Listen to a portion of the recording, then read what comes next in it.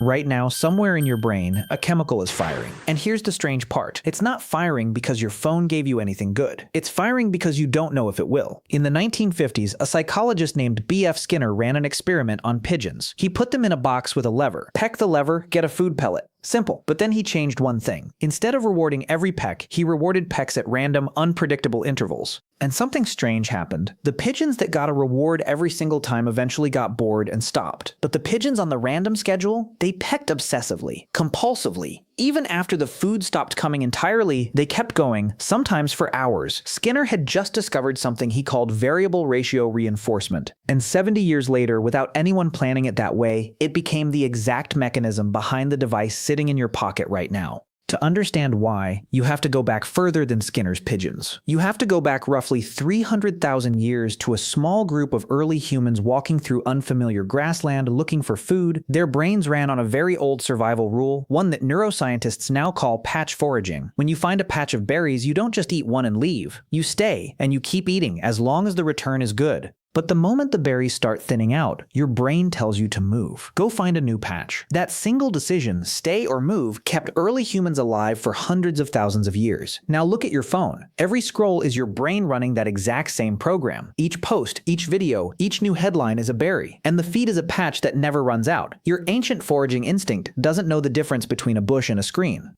It just knows. Keep going. There might be something better one swipe away. But foraging alone doesn't explain the itch. For that, you need to look at a different part of the brain. A small circuit neuroscientist Jacques Panksepp named the seeking system. And here's the part almost nobody mentions. The seeking system isn't about pleasure. It's about anticipation. It's the most active part of your brain right before you unlock your phone, not while you're using it. This is why, even when you're bored scrolling, even when nothing on the screen is actually satisfying you, you keep going. You're not chasing the reward. You're chasing the anticipation of a reward. And that anticipation on its own feels almost as good as getting it, sometimes better. That's confirmed by something researchers found in monkeys decades ago. Neuroscientist Wolfram Schultz tracked dopamine activity while monkeys waited for a reward. The dopamine spike wasn't biggest when the reward arrived. It was biggest when the reward was uncertain, when the monkey didn't know if it was coming. Guarantee the outcome, and the dopamine barely moves. Make it random, and the brain lights up, which brings us back to your phone, and to a man named Asa Raskin. In 2006, Raskin designed a feature you've used today without thinking about it: infinite scroll. No stopping point, no end of page, just an endless supply of new content sliding into view. Years later, Raskin said publicly that he regrets building it. He's compared it to designing a bowl that never lets you see the bottom. So you keep eating long after you're full because your brain never gets the signal to stop. There's a name for this kind of exaggerated trigger, and it comes from an experiment with birds, not humans.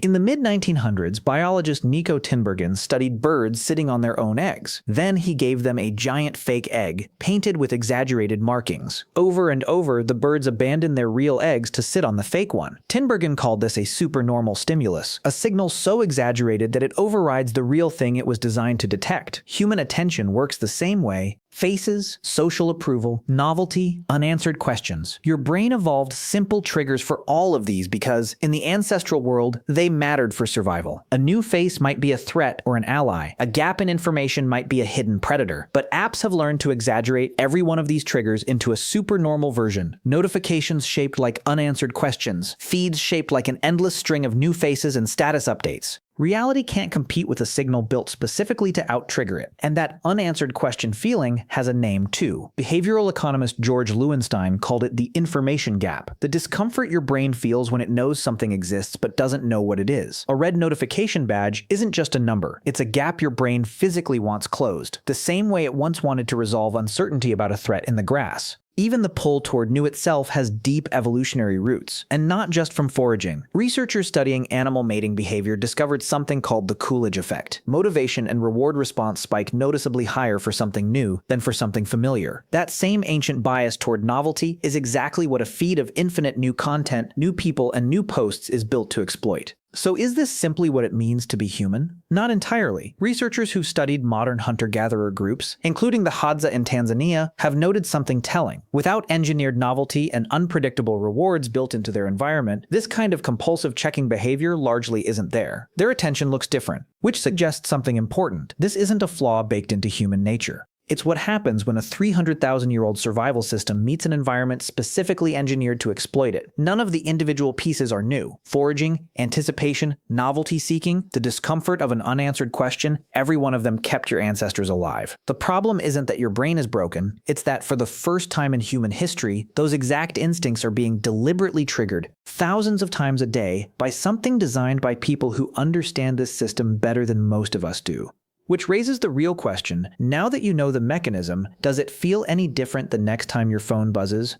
If this kind of deep dive into why your brain does what it does is something you want more of, subscribe. This channel exists to keep uncovering the ancient reasons behind modern behavior. And let me know in the comments, how many times do you think you check your phone in a day? You might be surprised.